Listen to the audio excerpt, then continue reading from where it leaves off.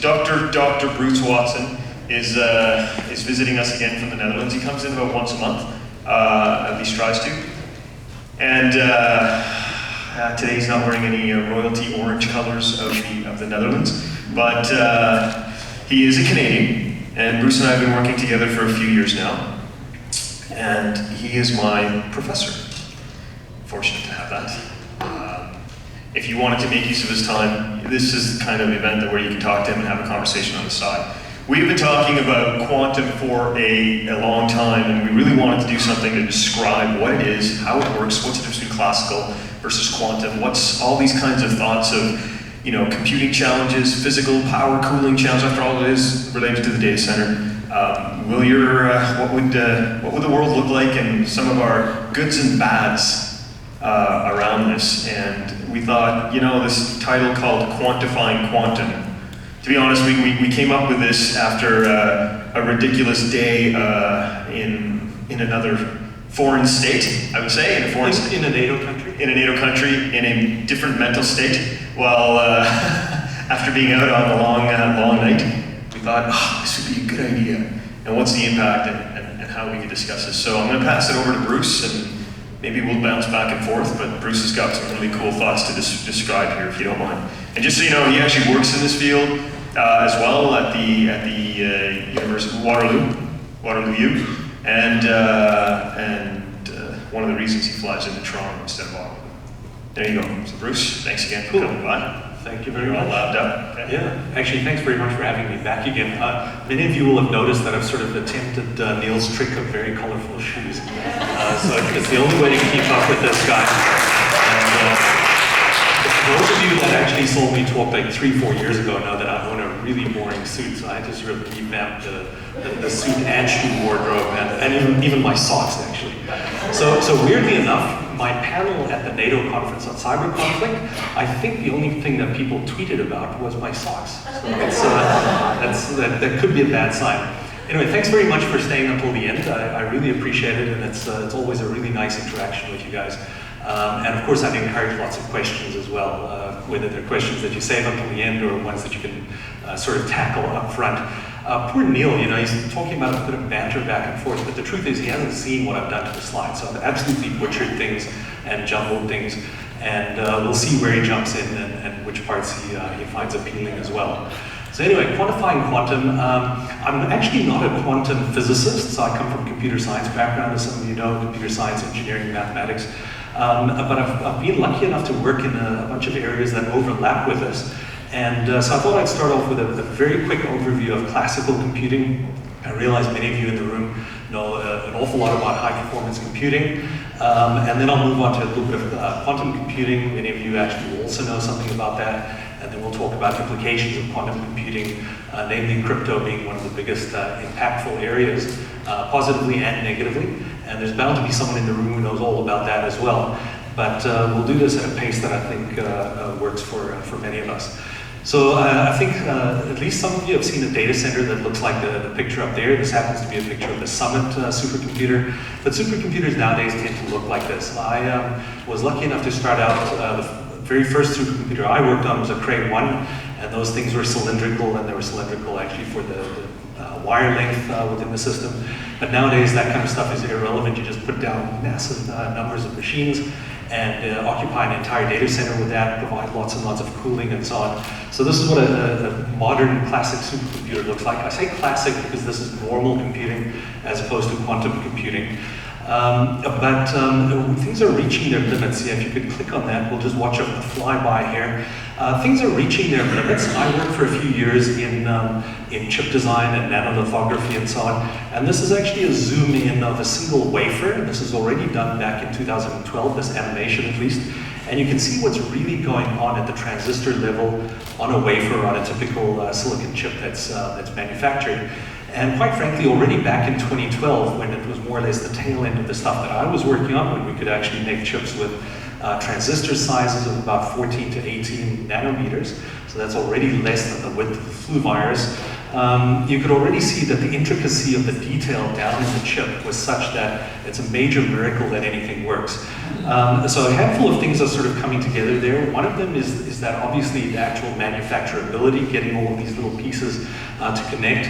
The width of these individual pillars nowadays is down to about 6 to 8 nanometers. And this is why we pay so much for silicon devices. So it's very difficult to get them manufactured.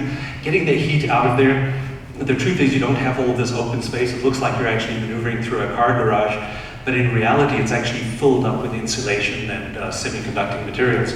And getting the heat out of there is a massive problem. So there are all kinds of behavioral things that start to arise anyway, and this is sort of the current limit to classical computing.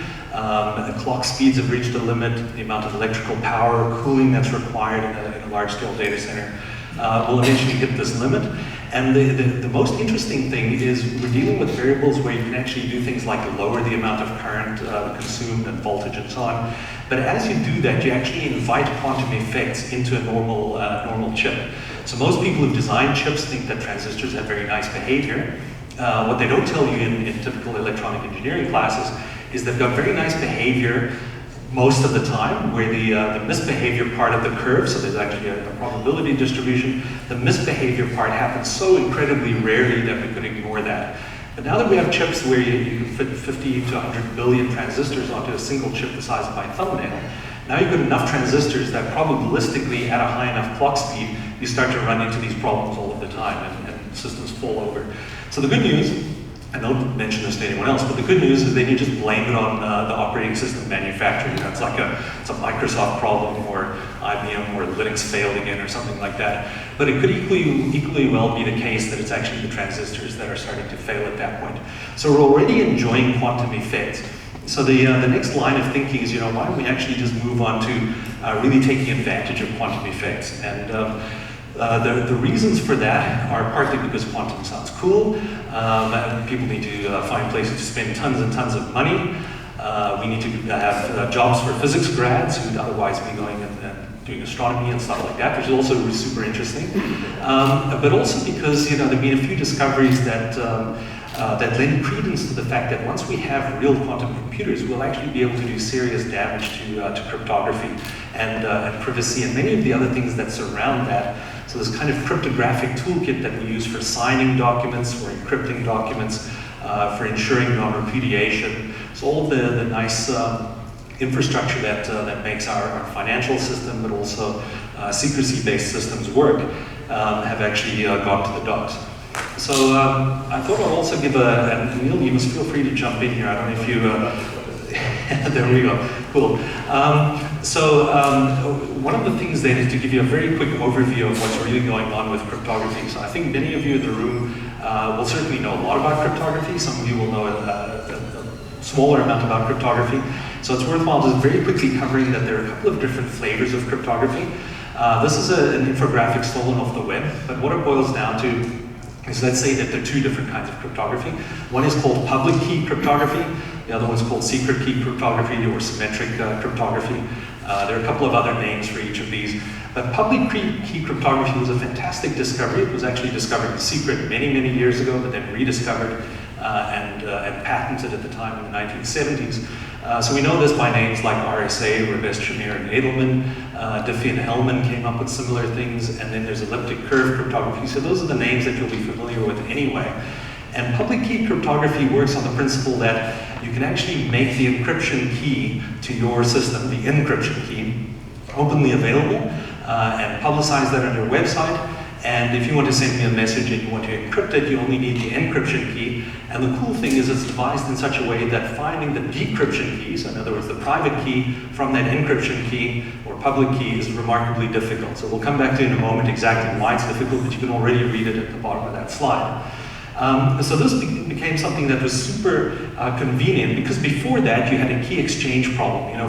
For us to exchange a secret message, we'd actually have to pre-arrange what the key was going to be. I'd have to come over and whisper it to you, I'd have to carry key material over to you, and so on. So that was classic secret key cryptography, which remains in use, by the way, and we'll come back to that in just a moment.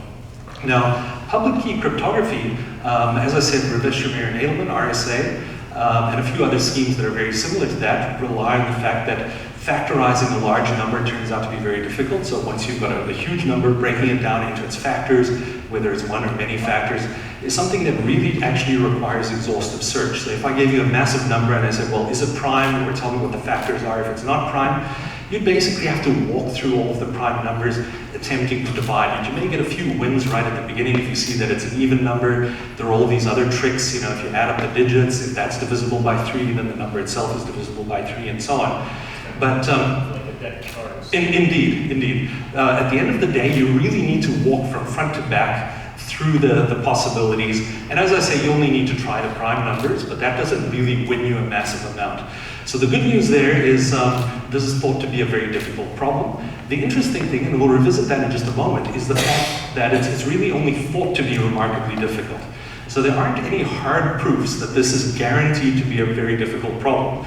It's just that we've been trying it for dozens of decades now. Actually, for thousands of years, people have been trying to find a good factorization algorithm, and we haven't found it. So we basically throw our hands in the air and say, well, if a whole bunch of smart people tried it and they haven't found it yet, then it must be difficult, and we'll trust that. And then we based all of our public key cryptography on that. Along came elliptic curves, which is a different algorithm, but it also relies on some deep computational trickery as well that we think is remarkably difficult. So that's public key cryptography. If we take a look at private key cryptography, private key or symmetric cryptography is something where, as I said, you need to already pre-exchange the keys.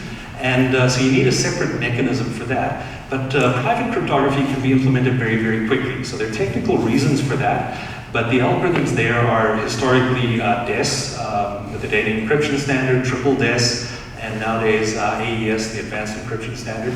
And these things can be built remarkably efficiently in software on very, very small machines. So you can implement this on IoT nodes, you can implement this on old style cell phones, not even new smartphones. And you can burn this into silicon without using up a lot of silicon real estate. So that's a really, really good news in terms of efficiency.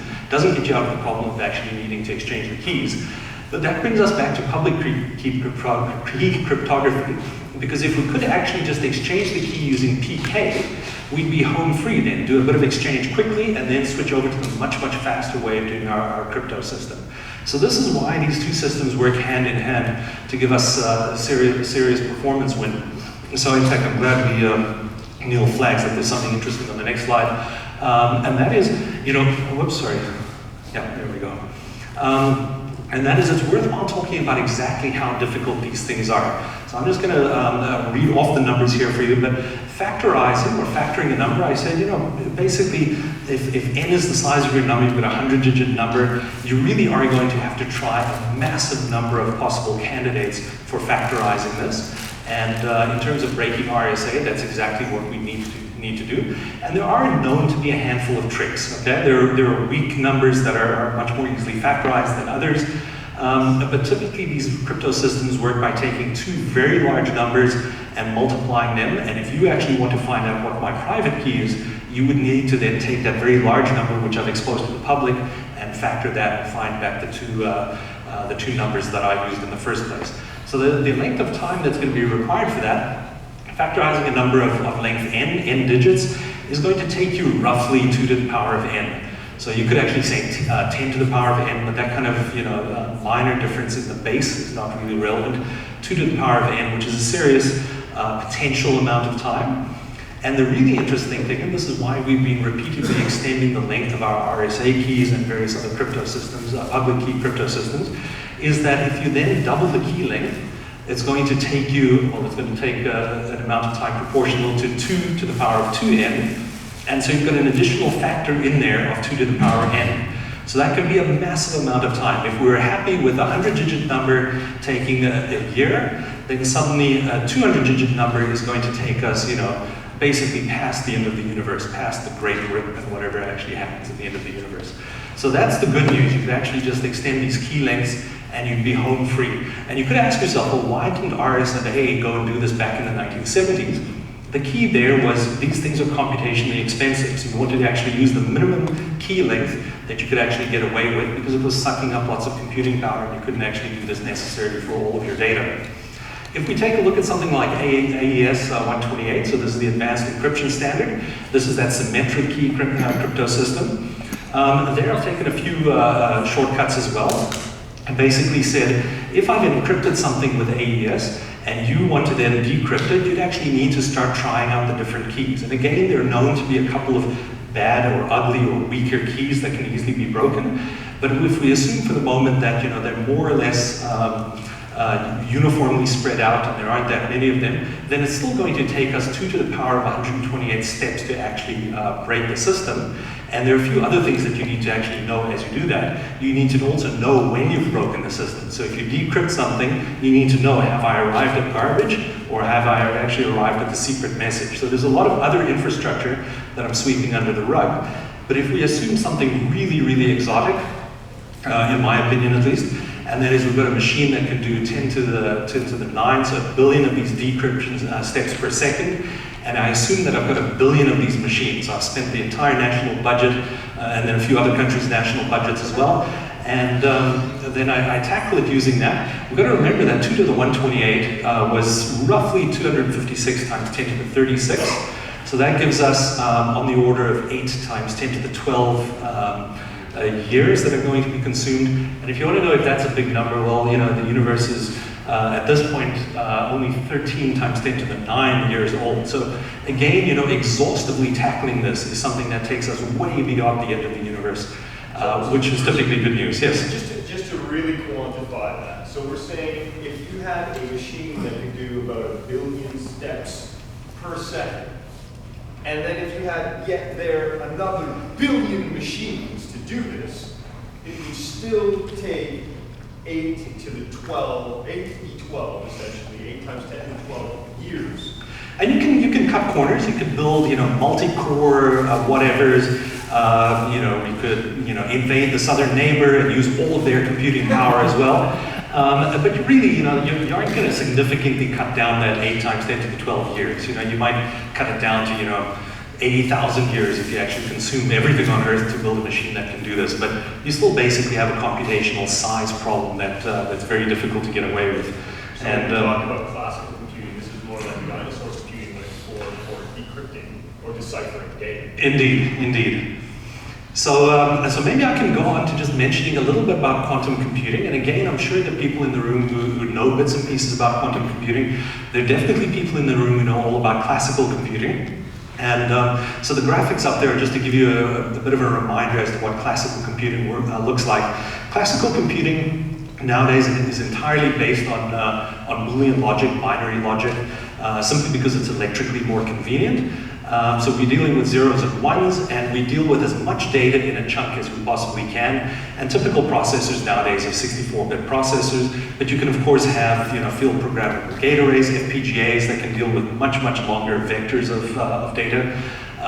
You can parallelize this in memory, but these things are typically constant wins. So you're not going to get like an exponential win from doing something like that. You're just going to get a constant win against the large-scale problem that you're dealing with. The good news is that if we then take a look at the fact that we're already tossing a handful of deterministic things overboard, and we're already facing the fact that we have quantum effects going on, why don't we just embrace those quantum effects? And by the way, this is not how this arose. Actually, physicists discovered, these things potentially have computational usefulness. But electronic engineers now are also saying, well, we're already in that zone where we have to face that. We have to build all kinds of error-correcting techniques and machinery. Well, why not actually just take that step to having quantum computers? And the crux of it is what you see in the top, your top right, which is the graphic of the qubit. A normal bit will just have 0 or 1 as its potential state, and a qubit can actually occupy any number of intermediate states. So there's much more to it here, and actually how you implement an individual qubit and how you couple qubits is the crux of some very deep technical physics and engineering problems. But what it boils down to is that instead of having a fixed register of 64 bits in which you can hold a single value, we can have something similar looking, so an array or a vector of these qubits, in which we can actually entertain a number of different values. And the reason this becomes important is that we can actually structure our quantum entanglement between the individual particles in our quantum computer in such a way that we've actually introduced the constraint of what we're trying to solve. So again, simplifying it dramatically, but if we have our much larger number that we'd like to be able to factorize, we can introduce a bunch of constraints between the different qubits to say, well, whatever comes out of this machine, we would like this set of bits multiplied by that set of bits to equal the thing that we're trying to factorize. And using that kind of constraint-oriented program, we can then more or less immediately arrive at the factorization of the number. So that's how factorization works in principle. There's a lot more to it in terms of engineering stuff, because what it does come down to is that if you want this quantum entanglement between the individual qubits, however you implement those things, you need to actually worry about any possible ways of these things getting disturbed. And that's why I put it the plate spinning guy there, because anyone who's watched this at a circus or some sort of magician show knows that things typically go wrong pretty quickly, right? And the talent behind those guys is actually to get to the ones that are going wrong quickly enough to then revive the system. Now in quantum computing, you actually also need to go to the individual bits, stabilize them, make sure that the entanglement is preserved, make sure that nothing's disturbed the system. And this is why you find that labs working on quantum computers typically have entire buildings much larger than this auditorium on a suspension. So the one at the Institute for Quantum Computing at Waterloo is exactly that. The building is largely suspended and protected against various forms of radiation, vibration, and so on. There's another reason that they've done that, and that is that they joined a division working on nanotechnology, and they've got a fabrication lab in there as well. So they cover a number of these things all in one building. But it's the same kind of infrastructure that's needed to keep all of those plates spinning at the same time. Now, of course, if we want to factorize decent-sized numbers, we need literally hundreds of plates spinning, okay? And wait, so if I can simplify indeed. We've already had some form of entanglement, if you call it, in classical computing space, where let's say I was rapidly changing memory really quick, and I was applying in this sense of transistor and shooting gates and results out of gates, 0 is 1, 0, 1. And if I change them rapidly, I could actually affect my neighboring gates. Yeah. In sort of this quasi-entanglement. I'm using the term incorrectly here, but I'm trying to line up with the theory of we are experiencing entanglement today, and because of that, we slowed down our processors. We've had software to slow down our processors. And what you're saying is, in quantum, we want to be able to harness that entanglement, is what you're getting at. And it's no longer 0 and 1. There's this variety of options, which is defined by this really interesting equation. And it's almost as confusing as spinning plates. So we're all circus freaks. That's what it boils down to. And in fact, if we take a look at traditional classic computers, so that animation of that fly-through of the wafer that I showed right at the beginning, there you typically have things that are at least physically nice. There's very little inside your laptop that's wet, unless you spilled the coffee and stuff like that. But basically, these things are dry. They're it's solid-state physics. That's why they call it solid-state physics. But to actually do this kind of quantum entanglement, you very often have to deal with, well, you certainly have to deal with a quantum particle of some sort. So the smaller you get it, the better behaved it's going to be in terms of quantum effects. If you start using entire molecules, getting those things to behave and entangle with other molecules is exponentially more difficult. And that's why, at a macro level, we don't on a day-to-day basis experience quantum mechanics, but why it's actually a very desirable effect that we get at the end of the day. Now, here are a couple of pictures of quantum computing. I've got more goodies in my speaker's notes, and you guys are welcome to surf through this after the talk or engage me in it. But the actual machinery that's needed to get this stuff going is remarkably difficult. So in the top right, you'll see the Canadian company, actually a Vancouver-based company, which had the first claim to building a quantum computer. The truth is there's some debate about exactly what kinds of quantum effects are at work there. Physicists, of course, even disagree a little bit on that. But D-Wave certainly had some successes, and they continued building these and pushing that line of quantum computing. Other companies like IBM and, of course, research labs, including Microsoft Research, Google Research, here in Canada, several research labs have had success also building quantum computers, but none of them really at the kind of commercial scale that D-Wave was pushing for. So that's not a train wreck, because year on year, each of these actually gets, a slow but steady improvement. So it's a bit of a tortoise versus the hare thing going on. But just to give you an idea of what's going on there, the middle picture is a picture of an MRI. So I think many of you will have either seen or been in an MRI. The same kinds of technology that's used for magnetic resonance imaging is actually used in NMR, so nuclear magnetic resonance in the top left there. The same kinds of machinery there is used to actually develop quantum entanglement. It'll either be by supercooling things and then manipulating things into entanglement, photon splitters, there are ways of suspending ions using laser pulses and so on. And avoiding having these things lose their entanglement, in other words, lose their usefulness for quantum computation. But what I'm getting at is that even for a modest number of qubits, so Intel, you know, my laptop here has a multi-core 64-bit wide processor. That's the kind of number of qubits that quantum computing people can only dream of. And in order to actually get 64 qubits actually behaving coherently and solving a useful problem, you need large-scale nuclear magnetic resonance stuff going on. So an MRI machine... Quantum computations per second as well. Exactly, exactly. You don't want to just do one computation and then switch off this thing that just, you know, basically killed the entire city of Ottawa's electricity supply. You actually want to then repeat that millions of times per second to get something useful done. But nonetheless, you know, there has been progress. Things have slowly moved from occupying an entire room and really the power of a small power station, and lots of liquid helium to do the cooling, various other superconducting materials to actually bring about these quantum effects. Things are slowly drifting to the point where, you know, this can be done in a more modest size room. And the best guess is really that, let's say a decade down the road, things will be at the point where quantum computing is then doable at such a scale and also at such a price that it starts to bring certain things into danger, namely public key cryptography and potentially the secret key cryptography as well. So that's the rub. You play with this thought. If I have someone telling me that I'm going to have, and I've had someone say this, so we'll have a phone-sized quantum computer. I firstly can't foresee that if we're using liquid helium to cool this. That in itself is a complex matter. If it's right now, if you're suspending particles using magnetic resonance and you need to manage the suspension, keep them slow enough so you're also cooling them down significantly so that they're suspended and remain suspended, and then be able to manage the, and I use the term manage loosely here, the entanglement among those particles. You're not seeing this in a transistor style model. Right. Right, I mean, so the engineering issues are tremendous. I mean, having a magnet that size anywhere near you is already going to be, you know, giving yourself an MRI on a daily basis.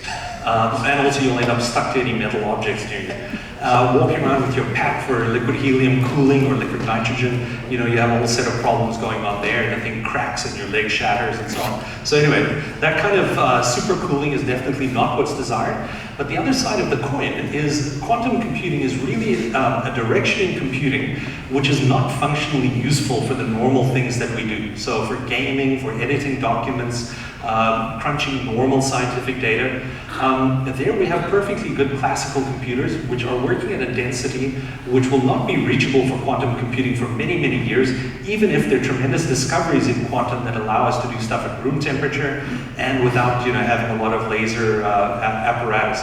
So my view is that, and I think most quantum people would believe that quantum computers are sort of relegated to some very specific kinds of problems. But of course, they're tremendously big, exciting problems. But most people, certainly no one my age is going to actually have a quantum computer at home for doing anything useful other than... Well, I can see you having a quantum computer. Okay, that's for my master plan of defeating banks. Just chuckling back there. Is that Amy again? No, when you think about that, so right now you could, if you had the money, procure or have someone construct you approximately, I think it's 20 qubit device. Yep. And if you think about that, whether that's lasers suspended by heating this up with lasers and they're really vibrating because of all the energy that they compose, but then you have to cool them down, so you're still suspending some tremendous amount of energy, if you consider that. And then if you're using magnetism, you're rotating these magnets, and that's another set of, and then you're cooling that, that's another type of energy that you're using to cool liquid helium, storing that, and wow, this is ridiculous. And then to deal with the entanglement, even if I had 15 or 10 qubits, to scale this to 200 is bananas. In terms of thinking of how you handle that in physics. No, absolutely. Let me motivate you for why we should do this, though. Because as I said, there really aren't a lot of interesting problems which are suitable for quantum computing. It turns out that there are actually some. So this is, sorry, that was Grover. This is the Grover that we need. There's a guy, in fact, there are a couple of crucial algorithms in quantum computing. There's one called Grover's algorithm, and there's one called Shor's algorithm. So this is from the masthead of the two papers that these guys wrote independently. And these two algorithms are then the crux of actually how to make use of quantum computing in a sensible way. So Grover's algorithm, I'll come to in just a moment, but Shor's algorithm is the one that's usable for factorizing large numbers. It's usable for factorizing any number, actually. And we'd like to, using the algorithm, come up with a factorization tree. The good news is that if we're factorizing the public key that someone's put out there for RSA, and we use this algorithm, it won't necessarily give us a factorization key, it'll just give us the two components from which we'll be able to construct a secret key. So the good news is, well, bad news for the rest of us, but if you were evil, you'd say the good news is I've got my quantum computer and I can now use this to cheaply, hopefully, using Shor's algorithm, go and factorize the large numbers that are used for the public key, and I can then figure out what your private key is and start snooping on everything. Even worse than that, if you've then gone and used your public key cryptography to exchange a private key, I can then also take a look at all of the private key encrypted data. So this is sort of getting in the front door, but there are no defenses on the inside of that front door because I've now actually got the private key for your symmetric key or your AES crypto system, which is terrible, terrible news. Yeah, absolutely it is, because here in Canada, we use what's known as the Firefly vector set.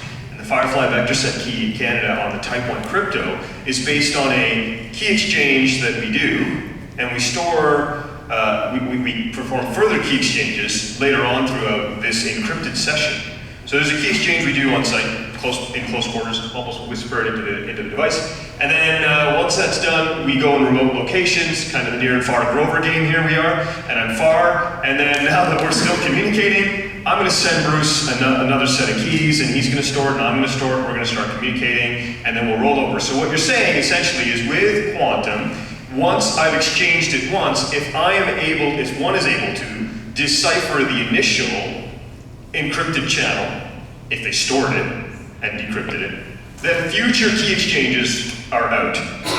Indeed, indeed. And it's almost useless, no matter how many times you swap. And I think that's the key takeaway when you think of the capacity of the channel of quantum. If we're using that on our Type 1 crypto right now, the Firefly vector set in Canada, that is a big problem. Yeah, indeed.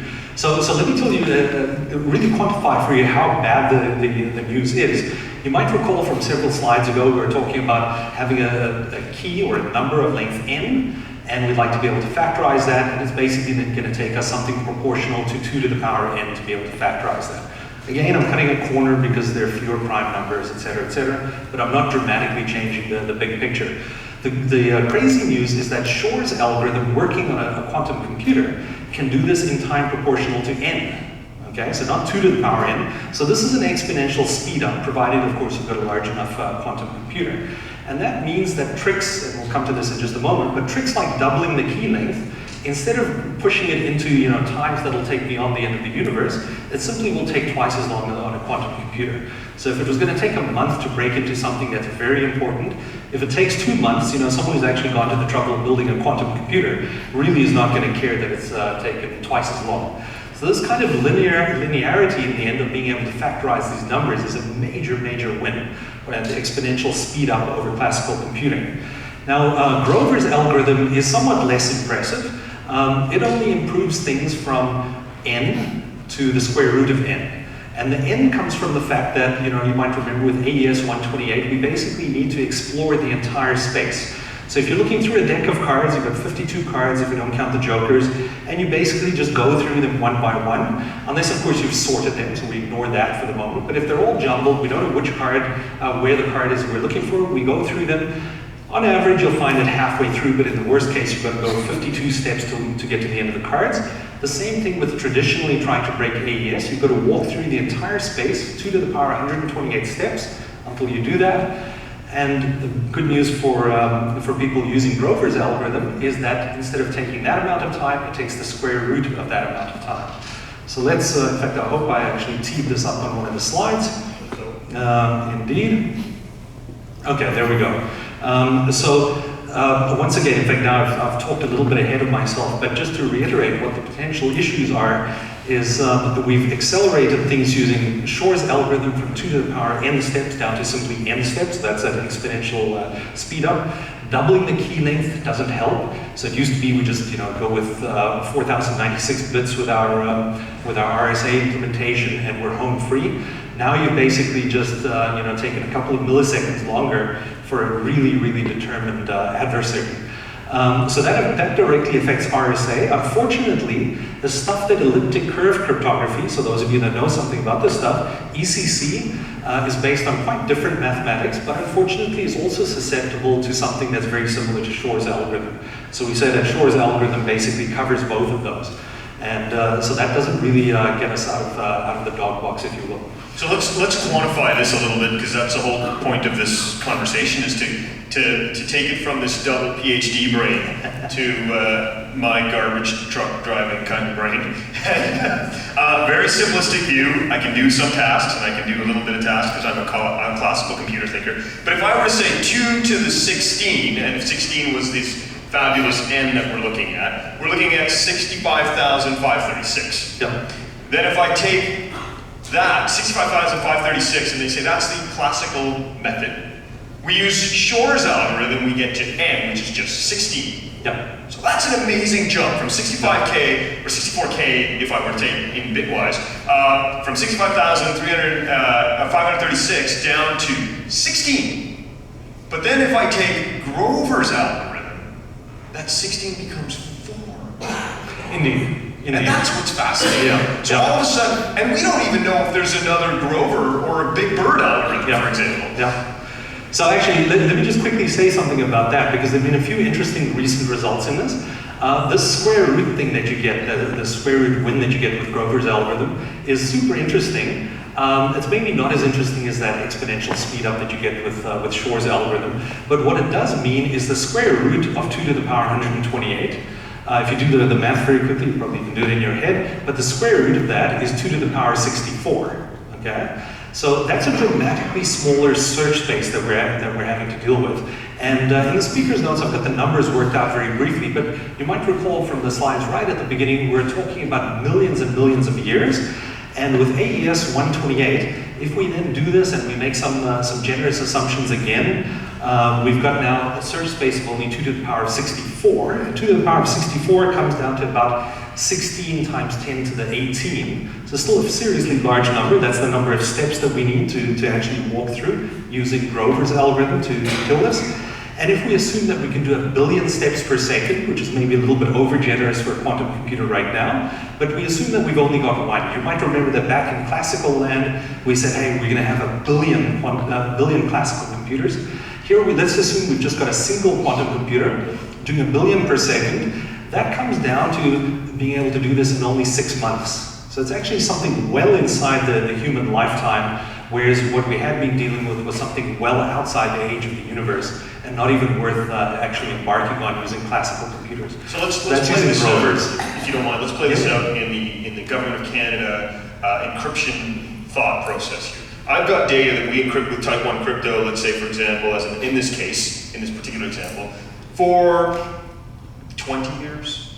I want to safeguard it, possibly, maybe just 5 years. But what you're telling me is that if we had a quantum computer that could behave in a way to do 1 billion, say, steps per second, not instructions, but steps per second, and we had this AES 256 level encryption on it, we could theoretically do that in about decipher that in about 6 months. So if I were to just watch the data traffic go across and store it, and just keep storing it, and keep storing it, and keep storing it today, till maybe 5 or 8 or 10 years later, and then use my quantum capacities then to decipher it, it would take me 6 months-ish to decipher a package of information, which you thought you may have safeguarded for 20 years. Indeed. Indeed. So I'm actually super happy Neal brought up something that we could have talked about right at the beginning, and that's the notion of cover time. So people here involved in privacy and design of crypto systems will know about this idea of the cover time that you have for a particular message or for a particular set of files, and it really boils down to how long must I actually have this thing kept secret. So, much to many governments' horror, obviously things leak via different channels, but what you'd like is all kinds of diplomatic traffic. You'd like that kind of stuff to be kept secret for decades, okay? Things like my own medical records, I'd like that to be kept secret for, some number of years. I don't really want to sort of have an attack by the insurance company from the wrong angle, but that's not something that's life or death. If I had murdered someone, I'd probably want to encrypt that, really well beyond the end of my life. I'd probably be stupid to store that. Indeed, that's a different story, indeed. Whereas if you got away with a speeding ticket, you kind of want that secret for 6 months or something like that, but it's not even really critical. So this notion of cover time is very, very important. And a lot of people looking at relatively short cover time things, so things that are measured on the order of 10 years, will say, look, we're sitting in 2019, a 10-year cover time. Quantum computing is never going to arrive before that, right? Real quantum computing might be 2030, 2035, something like that. In like billion instructions per sorry, exactly. I keep saying instructions, but steps. Yeah, exactly. And also at significant cost. So virtually no researcher thinks that this is viably just around the corner on a semi-normal budget, right? So some nations could, of course, throw a massive budget at it and get there sooner, but still it's generally viewed as being more than a decade away. So I think a very common view is then to say, well, look, this is so far away, the stuff that I'm dealing with now, who really cares if this gets out in the open? Because the quantum guys are so far down the road anyway. But it comes down to exactly what Neal said, and that is the fact that people actually can be storing data in the interim, right? There's nothing that prevents someone building a room the size of this auditorium and just filling it with hard drives and just vacuuming up everything and saving it for 10 years from now and taking a look at what we could then decrypt out of there and which nuggets we could actually use. So this cover time issue actually starts to really become an important consideration in when you switch to something that's newer or kind of post-quantum cryptography. So our challenge algorithm, essentially we're writing an algorithm, there's a lot of variables that apply in managing the advancement of quantum. Do I want it, do I not want it? It's more than that. So if I look at that and I say, okay, from a research perspective, we might be a decade out. What about from a nation-state perspective? I'd love to hear your thought on whether or not a particular nation-state has a forthcoming capacity, and do you believe that would be sooner than, let's say, the research industry? Yeah, I'm not convinced that it's necessarily going to be a lot sooner, but certainly the ability to record vast amounts of traffic is here already, and it's affordable already. So hard drive space. And countries are doing it. Exactly, exactly. And who knows, I mean, maybe even some corporates are embarking on that kind of thing as a way of managing their own corporate intelligence issues. So there's a very distinct issue there, and there's certainly enough motivation right now to already start to think about post-quantum crypto, or quantum resilient crypto is one of the other terms that's out there. And that's a set of algorithms that should in principle replace the public key cryptography stuff and maybe strengthen up AES if we're using that as our secret key cryptography. Well, so let's talk about that. What's NIST doing with respect to this competition? I don't think you've seen this yet, but I did pop the I did pop that in there. So NIST has been working actually for some years on standardizing this. So NIST very smartly, in fact, like what they did when they used to be called the National Bureau of Standards, went down the path of actually opening it up as a competition, inviting academics, companies, and so on to bring in their A game in terms of algorithms and submit these as potential post-quantum cryptography algorithms. Let's talk nerd talk. It's not A game, it's N game. Yeah, it's N. Indeed. Everything's to the power N. Yeah, no, indeed. And it's NIST N game. Yeah. So in the very first round, I mean, there were several hundred submissions. These landed on a kind of wiki maintained by NIST. They, of course, curated and kept the real versions, the real submissions. And people were required to submit source code. They were then allowed to shoot down the submissions of others. I've made a bunch of wisecrack comments on there and taken a run at a few of them. And so there were very, very regular workshops worldwide allowing people to take pot shots at all of the algorithms and allowing the competitors to actually strengthen up their algorithms when problems have been detected. So it's a very encouraging, open way of proceeding with this, but it's not without its flaws. So this is now the third round, the semi-finals, down to just a couple of dozen algorithms. And we're hopefully heading towards the point where we have a drop-in replacement for something like RSA or elliptic curve or something like that. Okay, so let me pose this scenario here and bring this back to real world, because research life is really cool. We can look decades ahead and not worry about this.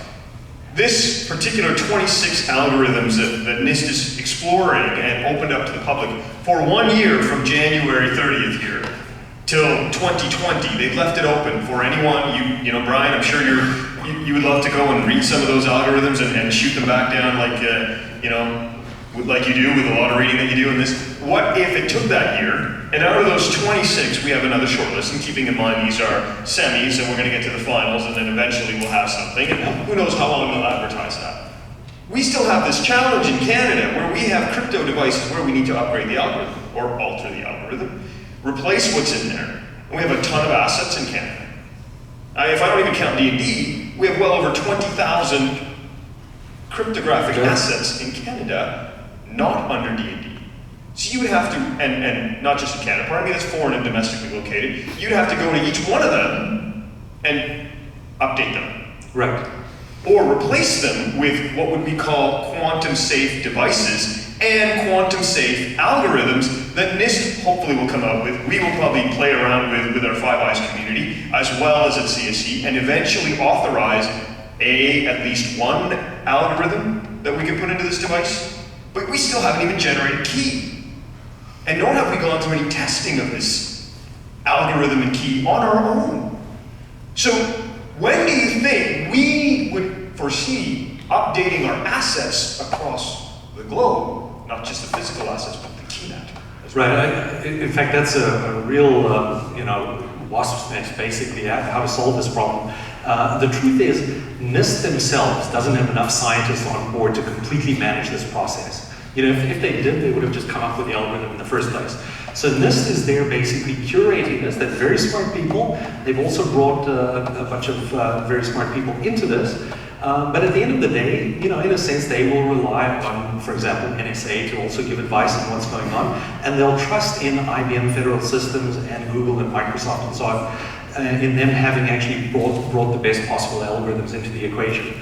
So there's already a bit of an issue where, you know, you don't necessarily have everyone making the best possible submissions, and you don't have, although it's thrown open to everyone to have a look at, we don't have a lot of time to actually exhaustively try this out. So if we take a look at something like RSA or elliptic curve, you know, these things date from the 1970s, late 1970s admittedly, but you know, there's sort of 3-4 decades of eyeballs that have been tackling these, attacking them, not just from, you know, organizations like CSE, NSA, and so on, but lots of companies have been trying it, lots of hackers have been trying it. Exactly, and you know, those have stood the test of time, which gives us some assurance that they actually are robust algorithms. With the NIST competition, as well-meaning as it is, we have a real problem there. We have this very short, compressed timeline, this urgency to get something out there, and we don't have decades and decades of history behind this. It's aggravated, by the way, by the fact that the algorithms fall into 5 broad categories of very deep mathematics, and those particular categories are relatively underexplored mathematically. So, you know, there's this tiny handful of people in each of those categories worldwide who know all of the details of certain kinds of lattice algorithms or certain kinds of code algorithms and so on. And to be able to definitively say this is robust against quantum, and by the way, it also must be robust against classical attacks, because these classical computers are out there as well. So it's a real double whammy of designing algorithms that are strong enough for this. And if I could just add to the bad news, by the way, sorry to cut you off, Neal, but what aggravates things even a little bit further is we don't just want to encrypt things. We also sign things, we also do non-repudiation, et cetera, et cetera. So we have many different uses for our cryptographic toolbox. And as a result, we have many different kinds of signatures and keys. And we like these things in different kinds of lengths as well. Some of them we need to fit on smart cards. Some of them actually need to be exchanged very rapidly between lightweight devices, exactly certificates you want to be able to publish, perhaps even in your email signature. But you know, if something's going to take a gigabyte for a signature, right? So you write a 3-line email and you send along a gigabyte signature, right? That's, you know, people would deem that to be sort of suboptimal, shall we say. So there's with my world on my shoulders sending messages. Exactly. So we have that whole bunch of problems that are still not being worked out with these algorithms. And so we have these competing forces of wanting to choose algorithms on the basis of their practicality. Will we be able to drop this into the infrastructure for managing certificates, as we do now, starting in 2020? Or do we need to completely rebuild the internet along with all applications and spend another decade doing that as well? Yeah, you were saying validating routes. Exactly. Right? So we'd like drop-in things, we'd like things that actually work with our current infrastructure, that are mathematically sound and solid as well. So I would say we have a very significant risk there. And even when all of that is solved, people will of course go out there and say, well, is this cryptographic box that I've now deployed, in the case of, let's say NATO or Government of Canada, deployed to somewhere else, is that thing ready for a firmware update? And who do we allow even to go deploy a firmware update? Is that device that was fabricated 5, 7, 10 years ago, or maybe even last year, capable of operating this algorithm for crypto-safe transactions? Yeah. I venture to say no. I can already tell you someone's going to have to bite the bullet on some serious investment for a long cover time. Let's put this again in realistic play, and I'm going to pick on the GC a little bit here. We are neighbors to our friendlies down south, and they, through General Dynamics, well, I guess we could also use Thales and a few others, but through General Dynamics, we receive, and through NSA authorization, we receive assets on their approval. If they're facing the same challenge we are, they would have first right of refusal on sending the assets to Canada. I think they'd want to fix their problems before fixing our problems. And in which they would hog the assets that would be available if there were new assets to be made. So we're looking at a problem that has plenty of variables in its play.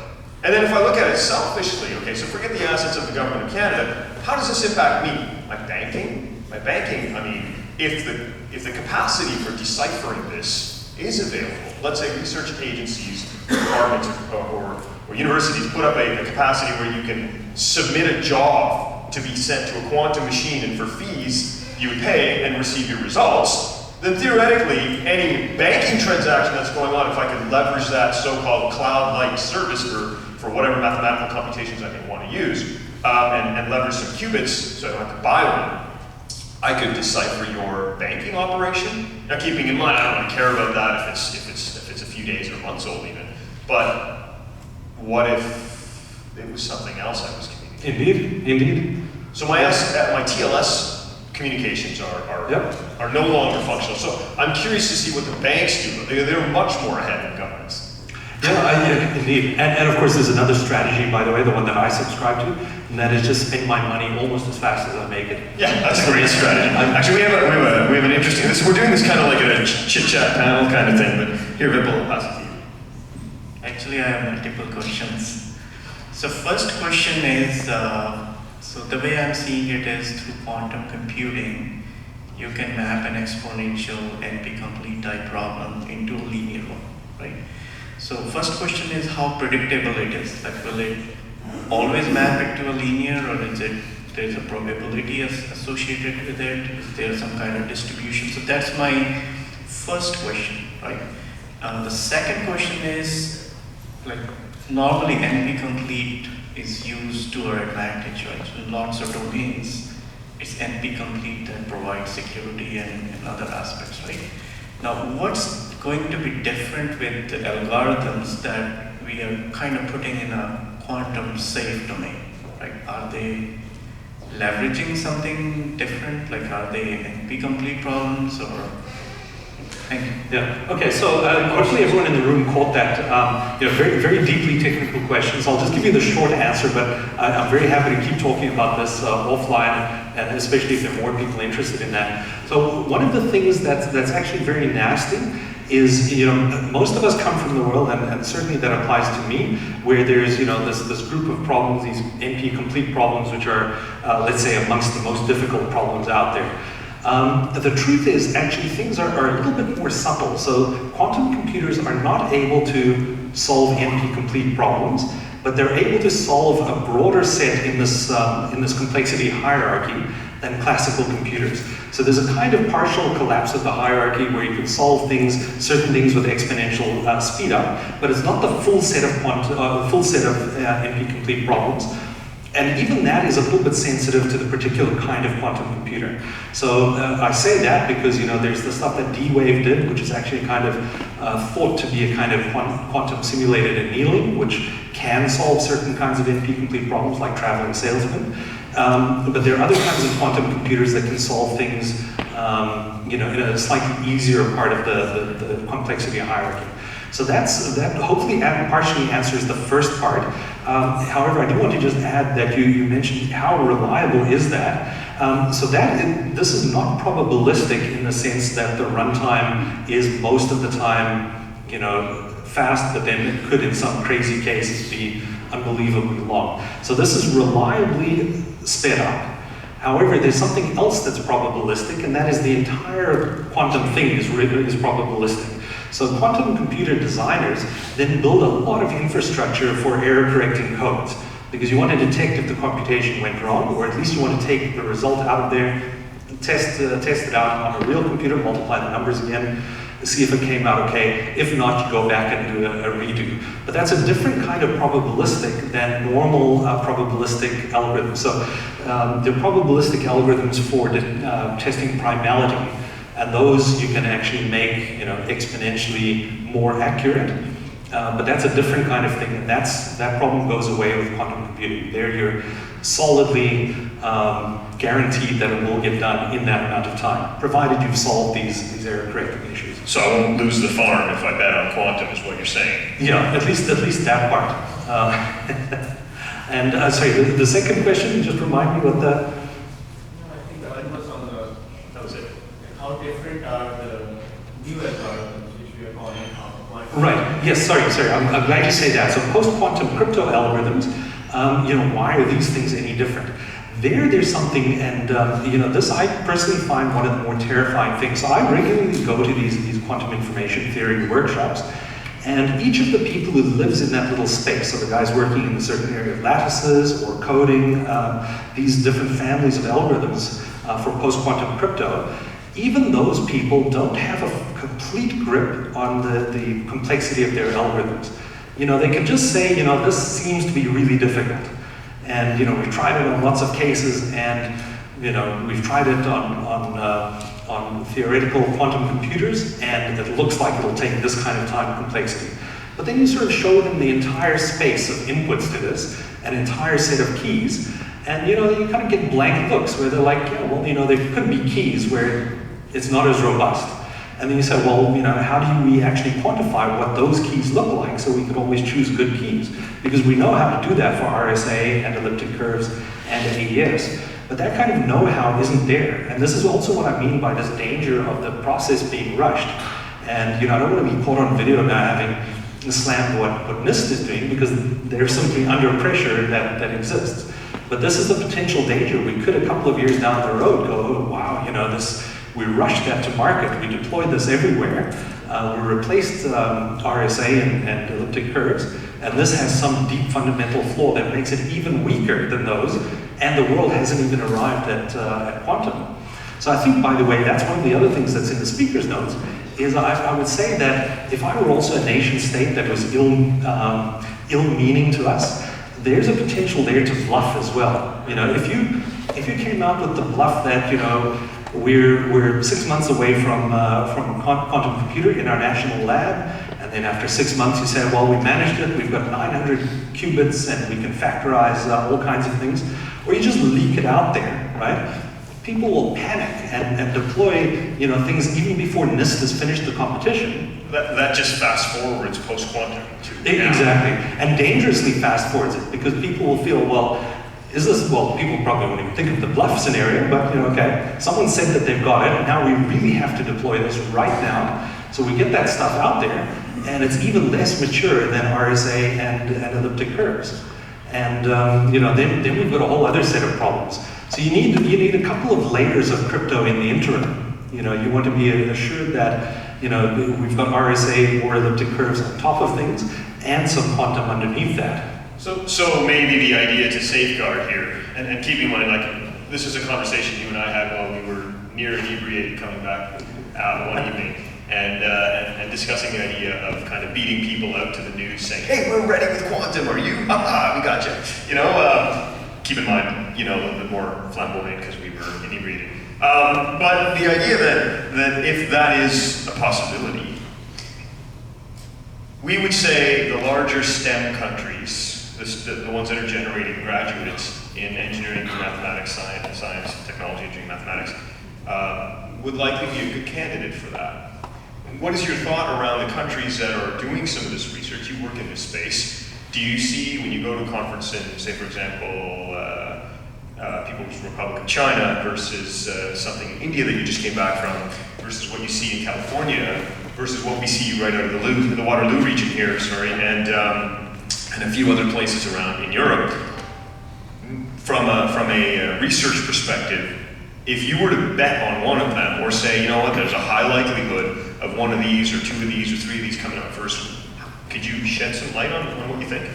So first of all, I put my bets initially on the two big guys, the USA and China. I would say that just purely in terms of resources on the one side, number of people on the other side, they can push through on this. Canada, interestingly enough, is playing very, very strongly in this space. Canada, France, the Netherlands, Germany as well, quirkily countries that are doing extremely well, partly thanks to these big research labs here in Canada, a couple in Germany, one in the Netherlands for a tiny country that's pretty impressive. France, several labs as well.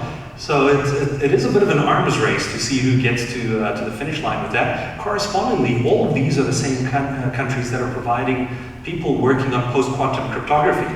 And often these people are not the same as those people. These guys know about what a quantum computer will be able to do in theory, but they don't care about all the engineering and laser physics and that kind of stuff. That's for some other physicists to work on. These are mathematicians looking for the next generation of really tough problems that sort of kill this complexity hierarchy and make something that's really, really difficult.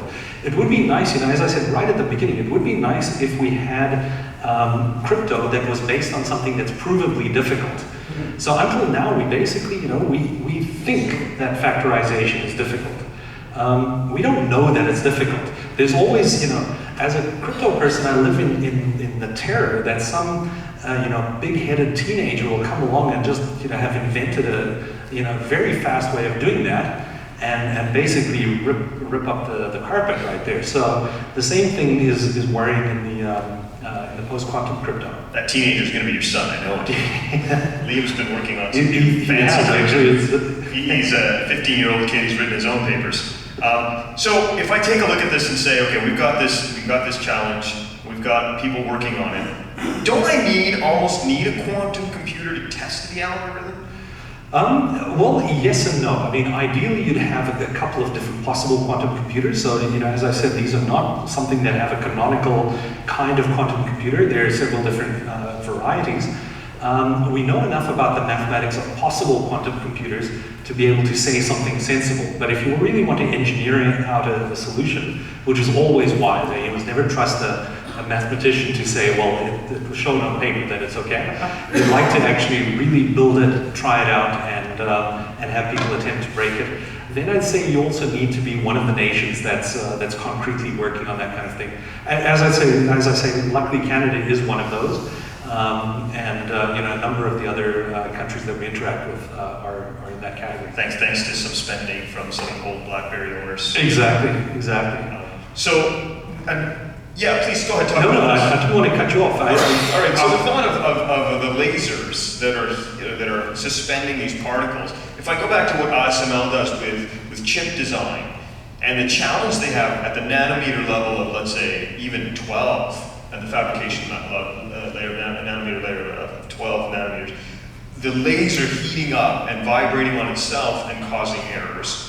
Would we have such a problem whereby we're trying to manage suspended particles with a laser, and it's creating a significant amount of heat? We have this cooling challenge as well, but even the slight vibration there is causing the particles to behave a certain way, giving us a poor result. Possible. Indeed. And by the way, that, on purpose or by accident leads into the last thing I want to mention, and that is, over and above using lasers as one of the mechanisms for maintaining coherence and preserving coherence in a quantum computer, we of course have lots and lots of data traveling over fiber. Now fiber is just dirty enough that really using that for proper quantum data distribution is not yet feasible.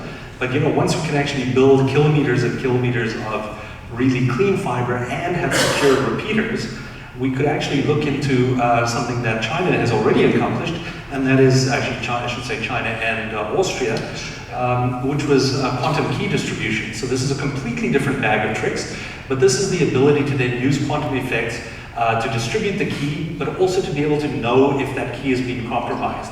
So you can actually take a look at the channel after you've sent over the key, and if it has been compromised, well, we haven't encrypted anything real yet, so we wait for just a moment to see if it's been securely transmitted. If it has, then we move to actually using it, and if it's been compromised, then we actually go back to doing it again. So this is an example of really one of the few known ways of completely detecting an eavesdropper, no matter how smart they are, unless, of course, some deep flaw in quantum mechanics is discovered.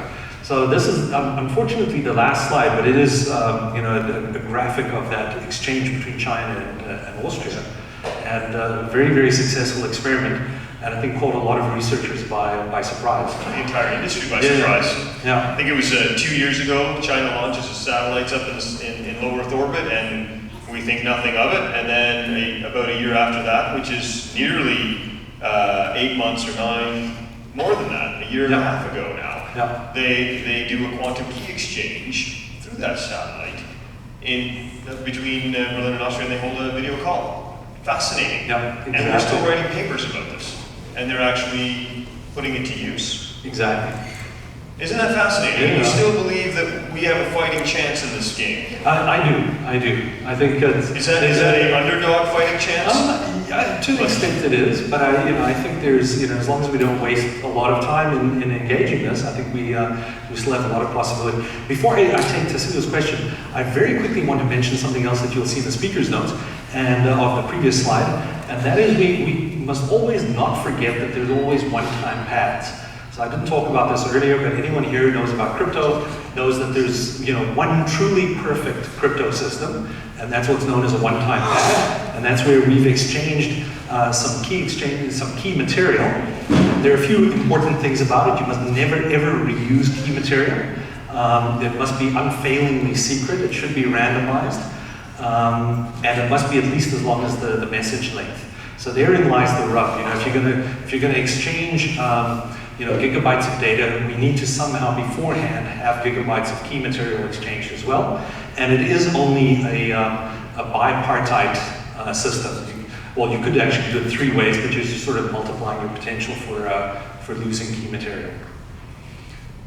I'll just be very quick. Well, there is a chance because quantum computers at the moment, and I think it will be for a long time, are very, very sensible to eruptions and sound. Yeah. So, invent a sound wave. Yeah, indeed. Noise machine, right? Yeah. Machine or a very eruptive form. Yeah. Yeah, so this is as a very quick anecdote to that, the animation that you saw at the beginning of the fly-through of the chip, so the machines that I used to work on for nanolithography in the Netherlands, fantastic machines, and they also sit in a clean room, so these are the machines used by Intel and Samsung and pretty much everyone who actually makes chips. But with the vibration sensors on that, I had enough data on individual machines that I could tell you what kind of aircraft was taking off from the airport about 10 kilometers away. So, that kind of, you just need a couple of nanometers here and there, and things are either destroyed in the case of quantum computing, or, but anyway, so this is an argument for more teenagers with music playing out loud. So that would have been Tassilo jumping out of a plane as well, probably, right? Because that's what you'd like to do as well. Those are the planes. So I'm looking at this from a policy perspective, and given that today's topic was election security, I'm curious where you see quantum computing and post-quantum and cryptography as a problem set that we should be looking at from the government of Canada, and the question of disinformation, social media platforms. Now we're talking about using encryption in some of their messaging services. Where do you see that going? Right, okay, so there's one area that I'll park because I think it's maybe obvious and not the one that you're interested in, but let's say anything involving espionage and military secrets and so on. I'd say that's a fairly obvious space in which you want to use post-quantum. Now the rest of the space is also super interesting, but a little bit less pressing, admittedly, and that is it does arise when we actually look at how to vote digitally, vote online, in maybe less important elections. So, we'll move towards actually needing authenticated identification. We'll need channels for collection of votes. We'll need signature systems. And the falsifiability or the difficulty falsifying signature systems right now is sort of an excellent foundation for why we trust these digital systems. But as we move towards fully digitalizing things, like the Estonians and a few other countries have done, that's a fantastic move. But somewhere behind it, we need to keep in mind that if we've got a 15-year timeline for rolling out, signature systems and countrywide digital ID, digital wallets, and so on, we'd actually like to also take care of the rest of this train, or the potential train wreck if we don't take care of post-quantum crypto. So something I didn't talk about at all, but I had a talk to people about in India is, the Indian government, obviously massive number of people, sort of the opposite end of the spectrum from the Estonians. So yeah, 1,000 times more people. But the Indian government is firmly moving in towards using a blockchain for various things. Okay, so one of the things is they'd like to use blockchain not only for those things like medical records and insurance transactions and so on, but also title deeds, land ownership issues. So you build up a nice blockchain, and what we like about blockchain is, of course, it's built on a robust cryptographic system. So we know that you can't go and then mess with blockchain. There's more to blockchain, obviously, but we rely on the fact that you can't go and break the system very easily. The barrier to breaking it is massive. But if you built it on a crypto system, which is then easily broken with quantum crypto, right, and you start manipulating land ownership in a country with 1.5 billion people, you have total chaos, right? So in the big picture, anytime we sign up for these new technologies which use something out of the cryptographic toolbox, which is now a massive number of things from voting to land rights and so on, we'd like to also keep in mind that there is this upgrade, and if you don't budget for that, that's really going to smack someone in the face. So budgeting for it means that in the case of India, you might as well roll out blockchain and do this, and build it on today's crypto technology. But there will come a time, 8 years down the road, where someone will have to devote, literally hundreds of millions of computing hours on Azure or Amazon Web or wherever to re-encrypting the entire blockchain. And doing that reliably without dropping someone's land title deed and stuff like that. So I wouldn't want to be the project person on that. I think if you want to, and we were thinking how we summarize this and how to bring this together, and your policy question is your policy perspective is very interesting. It's that don't jump hastily into this. Even though it seems like a problem, a train wreck is coming at us, if you put in a system that is later on compromised, or let's say we dive into electronic voting, there's a lot of pressure from other countries to do that, for other countries to do that. And Estonia is a great example for that, with 1.4 odd million people, and that's their total public, not voting public, very E-enabled country. If we were to play the same game at the largest democracy of India, voting electronically on and using their Aadhaar system, which is biometrically identifying every citizen, and even if you do have a percentage of error in there, I think that's manageable at the number of billion plus people they have. So if you would consider that they are implementing electronic voting, and if we in Canada, let's say, are considering the future of voting and being electronic, how do you intend on safeguarding it? And don't jump too fast down the road. How do I identify that you are in fact you who is voting? I'm not so worried about somebody holding a gun to my head, like say in Venezuela saying you need to vote, or somebody saying, give me your device and I'm going to vote for you. I'm more worried about safeguarding the electoral process. And I think from a policy perspective is, what kind of situations are we considering in Canada, if that's what your space is, and I'm assuming it is that where would we go from there? You got a double answer, by the way, because one of them argues for not rushing into it, and the other one for not, sort of wasting time. There's kind of a Goldilocks zone for when you attend to this. Sorry, yes. If I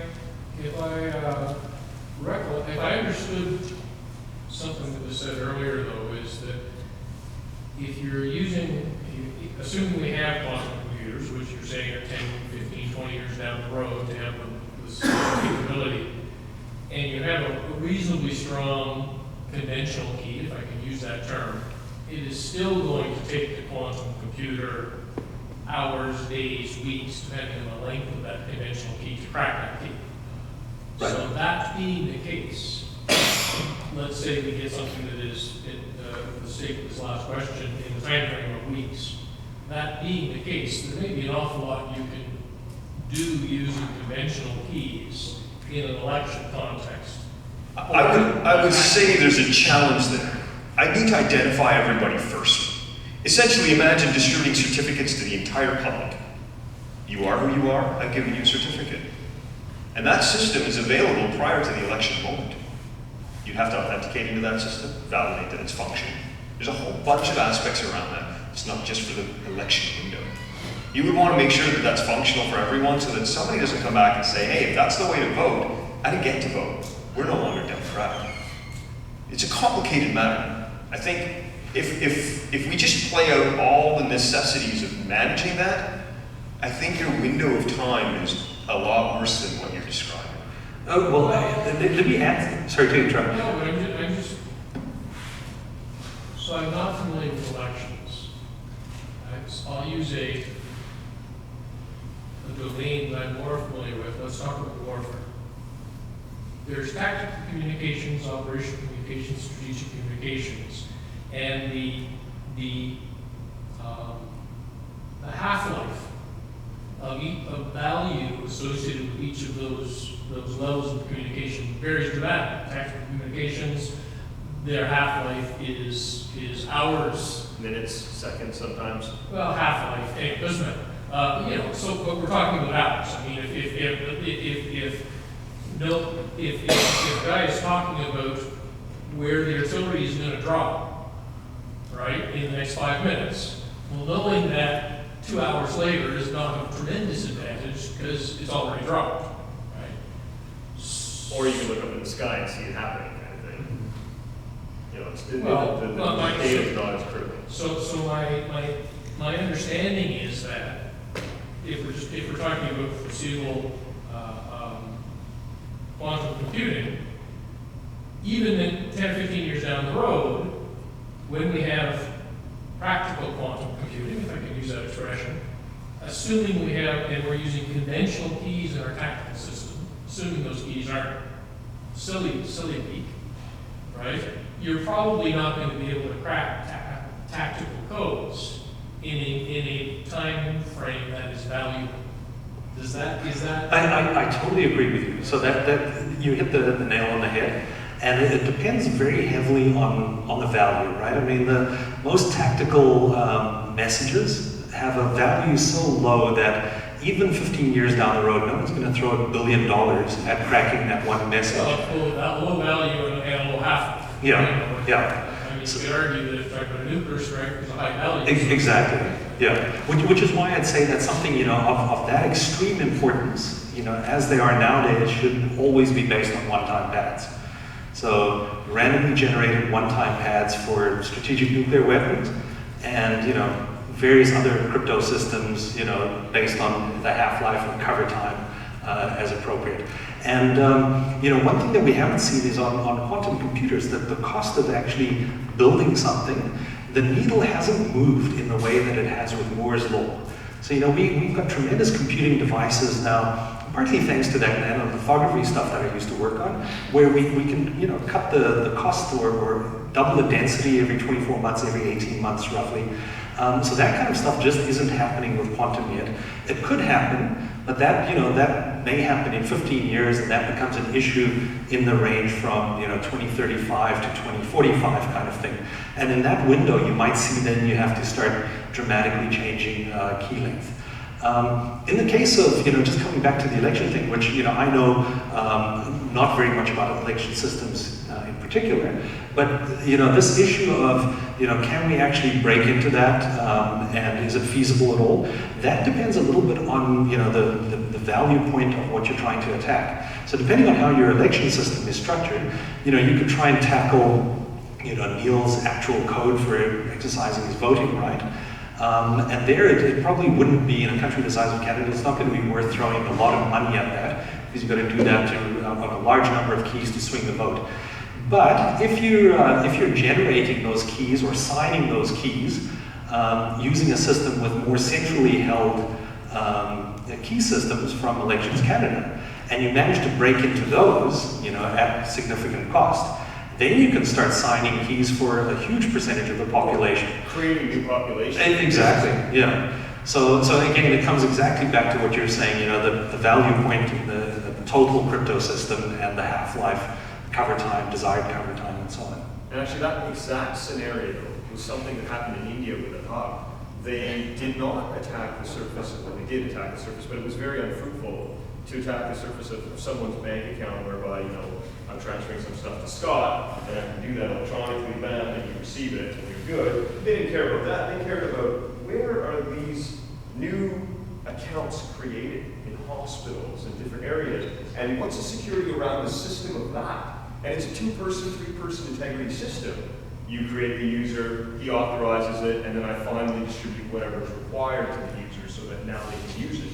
And that creates a bank account, their SIN number equivalents, there are other matters, and so on and so forth. What they did is, on that particular system, they wrote malware as equivalent, or rewrote the software in order to handle new users or new citizens. And they created new citizens so that they can have fictitious citizens. And now, I could impersonate Bruce. Bruce thinks he's going to get the money. I'll say, I go to Scott, Bruce needs his funds. Could you transfer? He's like, yeah, no problem. Done. I got the money. And it's to a bogus user. And there is some of those problems, but in India's case, it's not even 1% of their problems because of the billion people we have. In a smaller country, it could be impactful. And if you could create 100,000 people in a district to vote, and later on, if that was a fixed period of time, depending on how your system is, you could then remove those users, and the votes are just counts at the end of the day. You don't have any traceability left. It could be a ton of different, it really depends how it's implemented is what I'm getting at. It can really depend how you use it, and like you said, what's that vector and attack surface. Yeah. Other questions or comments? Yes? I say this at the end because it's getting back to computational complexity, and I know that's out of the hair of most people in the room, including me, but many years ago, when I was a graduate student in philosophy of all things, I attended a presentation by my fellow graduate students in philosophy and physics, and this was now over 19 years ago, but he wrote a very good paper which was published in the Journal of Philosophy Science Association, setting some, say, cold water on some of these quantum algorithm proposals. His name is Amit Hagar. I don't know if you can count that name. Not during. Anyway, the idea is that there's even a classical algorithm that looks like one to do factorization in polynomial time. Namely, you cut lengths of spaghetti, toss them up, nails on the ceiling. This way, it actually implemented. The problem with this, the reason it doesn't actually work out in practice is because you spend exponential time cutting the noodles. So the concern here in the analogy of quantum case is that you would spend exponential time preparing for things against equivalence.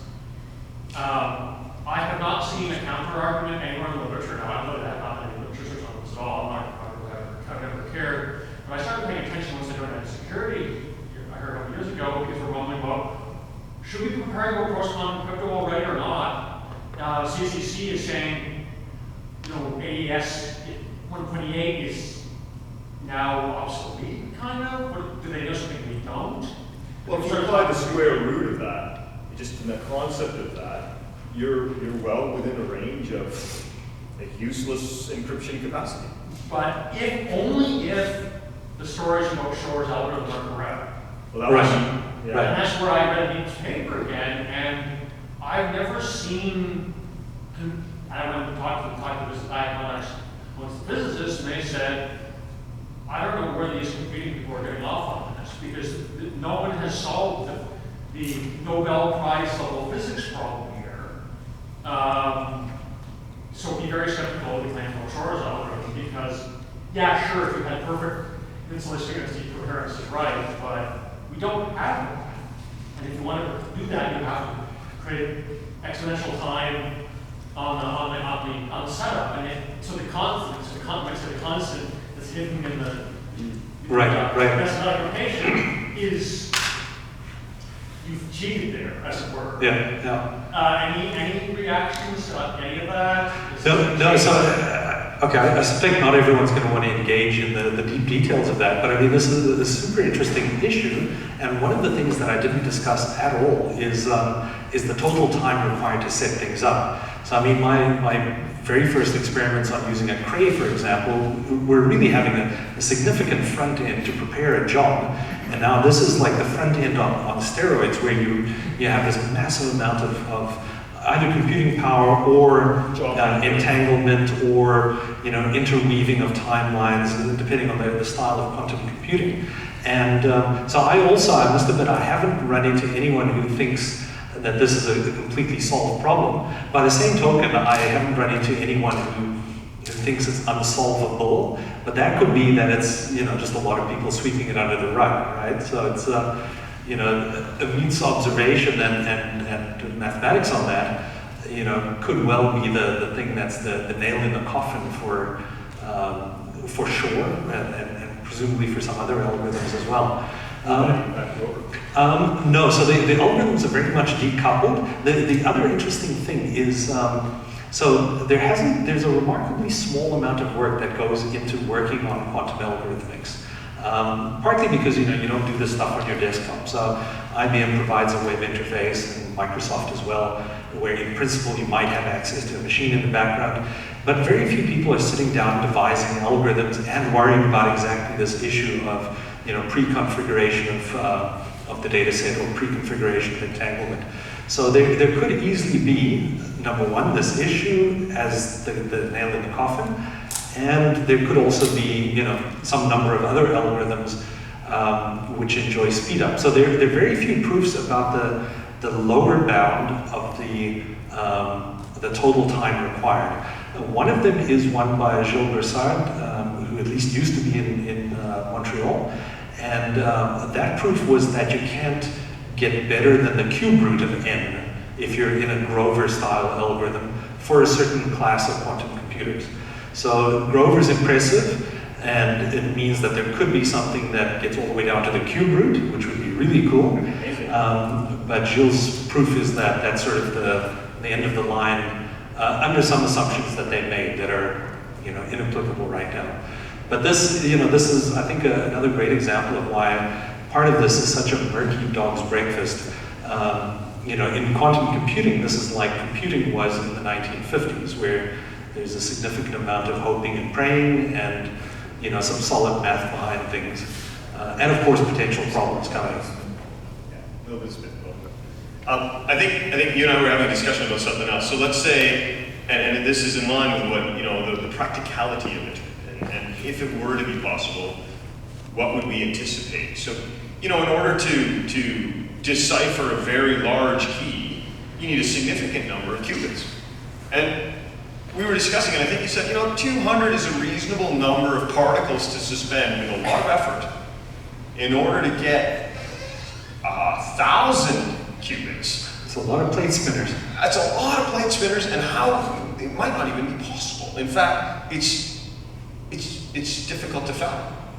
Well, my personal view is an overly optimistic one, but I think there are fundamental breakthroughs coming in how to manipulate, how to keep entanglement, something closer to room temperature in terms of superfluidity. So these are puzzle pieces that a lot of people are working on. In fact, whoever gets it will get a Nobel for sure. But there are no breakthroughs yet, but also no evidence that there's an impossibility there. Very cool. One very last thing I want to mention before I'll sit down and we can talk about stuff offline. I didn't mention one of the other cool applications I think of quantum computers.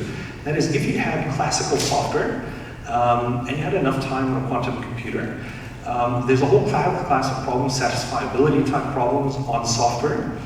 And what is super interesting is to apply quantum computing to solving certain parts of satisfiability to generate malware. So in a very, very small amount of time, you could find all of the buffer overflows and go to work. So this is the evil side of me, but I don't have a quantum computer, so that's a bit of a dead end. Evil. And you'll never, having bug rewards, you'll never get back your $1 billion it took you to buy the quantum computer, but it wouldn't surprise me if someone pursues that as a way on, you only need to analyze a small amount of code, device drivers, find some backdoors. That company we were talking about in Pakistan in that sample, well, you weren't here for the morning, but yeah. I was going to say, don't say that out loud to me. Surveillance problems.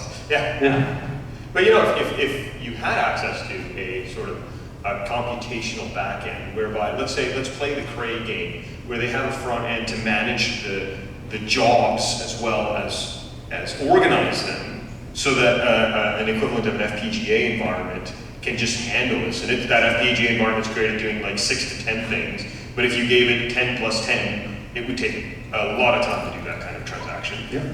So if you had a front-end device to organize your thoughts so that you can present it to the FPGA environment and crunch this and give it back, and this job queuing and engine and sort of planning devices in the front can organize the data coming back, that is very similar to what we've been doing in the supercomputer arena. Indeed. And I think that would be a common approach to using the qubits. The qubit environment's going to be in the back. You have classical computing in the front. You submit a job through conventional means to say, I need to decipher this, or I need to do that, blah, blah, blah. It goes back and breaks it into chunks, like you said, cutting the spaghetti, and it goes back there and sends it and receives it, amalgamates it, organizes it, and brings it back in. And absolutely in the sense of classical computing. I think that's his way of saying get out. Listen, thanks again very much.